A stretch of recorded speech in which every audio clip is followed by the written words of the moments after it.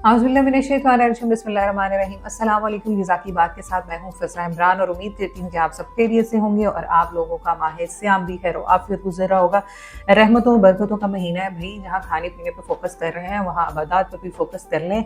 फिर वो जिसे कहते हैं ना, पाँचों की पाँचों घी में हो जाएंगी। जहाँ आपको अजर व सवाब भी ज़्यादा ज़्यादा मिलेगा, वहाँ पे आपको आपकी फेवरेट चीज़ें भी मिल रही हैं, घर वाले भी आपके नाज नखरे देख रहे हैं। जहाँ अगर हम रूटीन में कह देते ना, अम्मी आज मुझे ये नहीं खाना, मुझे ये खाना है, रूटीन से हट के अगर हम अपनी मर्जी की चीज़ें मांग लेते हैं ना, तो हमें डांट पड़ती है। लेकिन माह सियाम ऐसा महीना है, इसमें हम घर वालों के सामने जो भी डिमांड्स खाने पीने के हवाले से रख रहे होते हैं, माओं की यही कोशिश होती है कि बच्चों की तमाम वो रिक्वायरमेंट्स पूरी की जाएँ और बच्चों को उनकी मर्जी के मुताबिक सहर व इफ्तार दिया जाए। कम अज़ कम वो खाएँ तो ज़रूर, क्योंकि माओं का सबसे बड़ा इशू यही होता है कि भाई बच्चे खाते नहीं हैं। बच्चे हैं या चाहे बड़े हैं, सहरी में ये होता है जी भाई इतनी सुबह तो मेरे से खाया ही नहीं जाता, और इफ्तारी में ये होता है भाई अब भूखे रह रह के थोड़ा एडजस्ट हो गया, रूटीन से हट के हो रहा है, तो मुझे तो भूख ही नहीं लग रही। तो इन चीज़ों को देखते हुए ना, तो घर वालों की जो खतून खाना होती है ना, उनकी यही कोशिश होती है कि सबकी मर्जी के मुताबिक उसको चीज़ें प्रोवाइड की जाएँ ताकि सब खुशी खुशी उन चीज़ों को खा सके। हमारी हेल्दी सहर व इफ्तार क्या है, हमें फ़ास्ट फूड को किस तरह से अवॉइड करना है, हमें अपने ऑप्शंस में अपनी हेल्थ में ऐसी कौन सी चीज़ें ऐड करनी है जिससे हम बाकी चीज़ों को, जो नॉन हेल्दी ऑप्शंस हैं, उनको अवॉइड कर सकें, ये सब डिस्कस करेंगे हम आज के इस प्रोग्राम में। आज हमारे साथ मौजूद हैं रमशा हनीफ। अस्सलाम वालेकुम रमशा, कैसी हैं आप? अल्हम्दुलिल्लाह। अच्छा रमशा, अल्लाह का शुक्र, मैं ठीक हूँ। अच्छा रमशा, हम शुरू से ये सुनते आए हैं कि रमज़ान में हमारे जिस्म की जो है ना वो ज़कात निकलती है। मुझे लगता है कि हम ज़कात निकालते निकालते ना एक्स्ट्रा ज़कात खा जाते हैं फास्ट फूड की सूरत में। तो जहाँ हमने अपनी जिस्म को जो है वो बेनिफिट्स देने होते हैं, समटाइम हम ना उसको नुकसान पहुँचा देते हैं। तो इस पे क्या कहेंगी आप? मैं स्टार्टिंग में ये कहूँगी कि जब हम रोज़ा रखते हैं, ज़्यादा देर तक जब हम फास्टिंग में होते हैं, हमारा स्टमक जो है वो खाली होता है। हाँ। तो जिस्म को डिटॉक्सिफिकेशन का मौका मिल रहा होता है ना, फाजिल मादे जिस्म से चर्बी पिघलना स्टार्ट हो जाती है, फाजिल मादे खारिज होना शुरू हो जाते हैं। लेकिन वही अगर हम गलतियां करेंगे, इफ्तार में हम फास्ट फूड, फ्राइज, समोसे, पकोड़े, तो वो तो सारा हमने सारे दिन की हुई मेहनत को जाया कर दिया ना। तो जो पहले से पड़ा फैट था उसको यूटिलाइज करने के बजाय हमने मजीद फैट जो है वो डिपॉजिट कर दिया कि बॉडी को कमी ना हो जाए किसी ईंधन की। इसको हमने इतना भर के रखना है कि हमने 30 रोजे ना इसको मुशक्कत नहीं करने देना। हालांकि अगर हम थोड़ी सी उसकी मुशक्कत ले लें, उस एनर्जी को यूटिलाइज करें, तो हम अच्छे, खूबसूरत और स्मार्ट दिख सकते हैं। इससे बहुत खूबसूरत महीना है ये अपनी बॉडी को दोबारा से रीशेप करने का। लेकिन जो हम इफ्तार में गलती करते हैं ना, कि फैंसी अपने टेबल को दिखाने के लिए जरा समोसे लाजमी है, फ्राइज लाजमी है, तो वो सारे दिन की हुई स्ट्रगल को हम वहाँ पे खत्म कर देते हैं। अब ये रील्स वाला फैशन भी तो आ गया ना हमारे इफ्तार पे। क्या क्या था, यही तो गलती उस चक्कर में हम इफ्तार पे ऐसी जो है ना अनहेल्दी चीजें भरते हैं लोगों को दिखाने के लिए, बस अपनी वो कलरफुल सी रील्स बनाने के लिए। तो जब देखें आप जिस चीज को प्रमोट कर रहे हैं ना, चाहे वो अच्छी चीज है चाहे वो बुरी चीज है, उसका इम्पैक्ट जरूर होता है। सोशल मीडिया का बहुत इम्पैक्ट है। तो आप अपने थ्रू हमेशा वो मैसेज दूसरों को कन्वे करें जो अच्छा हो। ये इस तरह की चीजें कन्वे करना एक तो एथिकली सीम्स ऑकवर्ड। मुझे तो खाने की रील्स लगाना ही अजीब लगता है। आप अपना दस्तरख्वान ऐसे लोगों को दिखा रहे हैं जिनकी असेस में वो शायद कि वो चीजें नहीं है। किसी की दिल आजारी ना हो जाए, किसी को बुरा ना लग जाए, किसी को मायूब ना लगे। तो ऐसी चीजों से हमेशा जो है वो अवॉइड करना चाहिए। अच्छा जी, कैसे डिटॉक्स करना है? डिटॉक्स हम इस तरीके से कर सकते हैं कि हम इफ्तार में बजाय के समोसे, रोल, पकोड़े, इनकी जगह हम हेल्दी चॉइसेस पे आ जाएं। ताकि हमारा जो है, जब हम फास्ट फूड खाते हैं ना, तो वही जिगर में चर्बी, जिगर एक ऐसा हमारा ऑर्गन अल्लाह ताला ने बनाया है कि वो हमारे एक्स्ट्रा जो चर्बी होती है फैट स्टोर करता रहता है। लेकिन उसकी भी एक लिमिट है ना। जब उसकी लिमिट फुलफिल हो जाएगी, पूरी हो जाएगी, तो फिर वो फैटी लिवर की शिकायत हो जाएगी। उसके बाद जब मजीद हम ऊपर से फास्ट फूड खाई जा रहे हैं तो उसको डायबिटीज का इशू आ जाएगा पेशेंट को। तो इस वजह से हमें ऐसी चीजों बात तो ये ना कि जिस्म एक मशीन है, आप उस पे उसकी कैपेसिटी के मुताबिक बर्डन डालेंगे तो वो हैंडल कर पाएगा। अदरवाइज वो भी कोई भी चीज जो है वो आप एक ग्लास में जब 2 ग्लास इतनी कैपेसिटी का पानी डालने लगेंगे तो वो नहीं डलेगा, वो गिरेगा ऑब्वियसली। तो फिर आपकी सेहत जो है वो खराब होगी।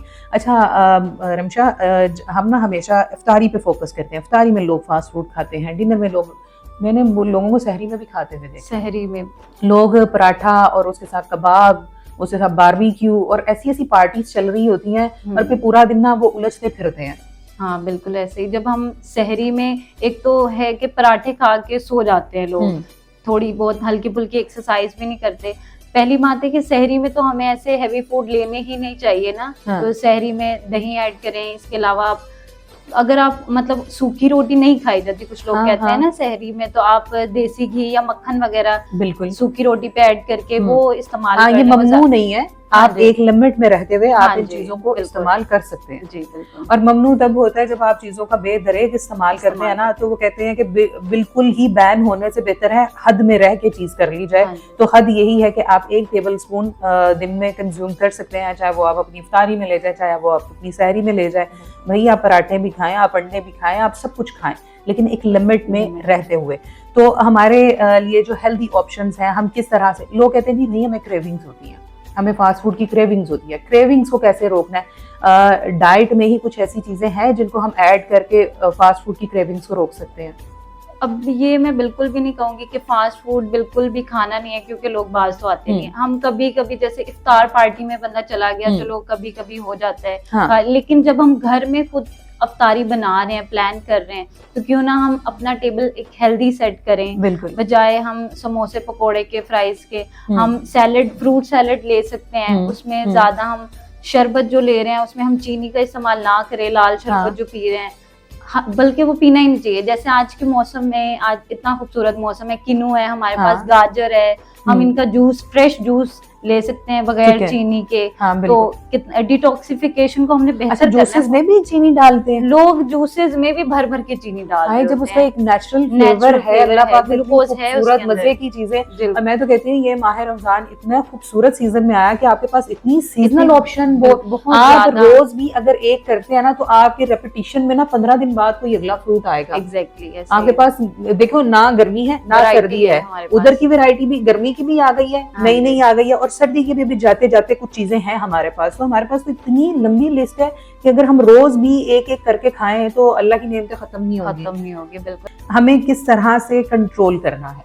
डिटॉक्सिफिकेशन हम अपनी बॉडी के बेहतर कर सकते हैं कि हम पहले तो इफ्तार में हम हेल्दी ऑप्शन चूज करें, फ्रूट सैलेड खाएं, फ्रूट जूसेस पिएं। इसके अलावा अब आम जो घर में रोटी सालन बना होता है वो अपना प्रॉपर मील लें। और इफ्तार से सहर के दौरान पानी आप ज्यादा पिएं, जिससे बॉडी हाइड्रेट रहती है। और डिटॉक्सिफिकेशन का अमल, क्योंकि हमने सारा दिन फास्टिंग में रहते हैं, पानी हमने नहीं पीना होता, तो इफ्तार और सहर के दरमियान जो गैप होता है ना नमाज वगैरह के दौरान, तो हमें अपने पानी की जो है वो भी पूरी फुलफिलिंग वो भी पूरी करनी चाहिए। और रमशा, एंडिंग की तरफ जाने से पहले पूछना चाहूंगी, बिकॉज बीइंग अ मदर मेरे माइंड में ये ख्याल आया, बच्चे चूजी होते हैं, बच्चे नहीं खा रहे होते हैं, उनके मूड स्विंग्स होते हैं। माओ को ये होता है कि चलो भाई कुछ तो खा रहा है, बर्गर ही खा ले, कुछ तो खा रहा है, समोसा ही खा ले।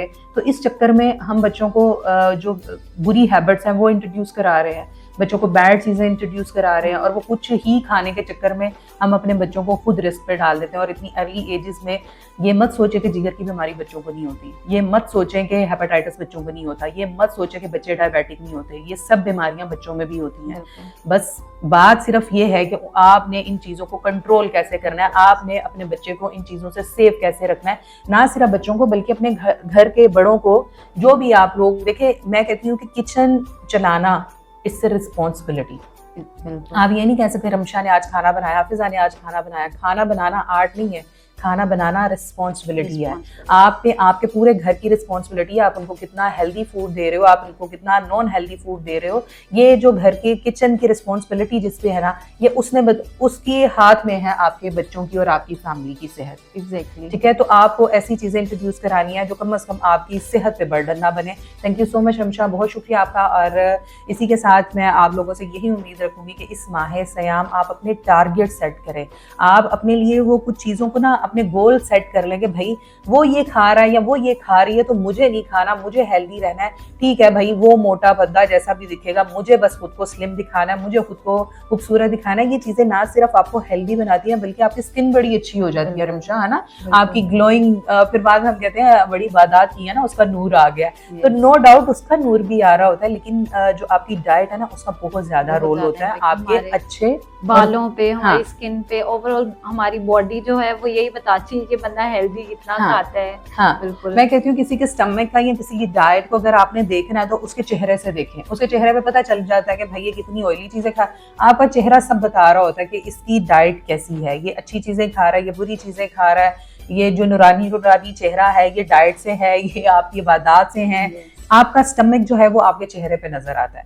ठीक है, तो मैं उम्मीद करूंगी कि आप लोग इस माह सयाम में इन तमाम बुरी आदत को, बेवरेजेस कोलास को, सिगरेट नोशी को, तम्बाकू नोशी को, फास्ट फूड भी एक बीमारी है। आप ये मत समझे कि वो सिगरेट पी रहा है तो वो खराब है, भाई जो फास्ट फूड भी रेगुलरली खा रहा है वो भी खराबी पैदा कर रहा है। तो इसी के साथ मुझे इजाजत दीजिएगा, दोबारा हाजिर होंगे, तब तक के लिए अल्लाह हाफिज।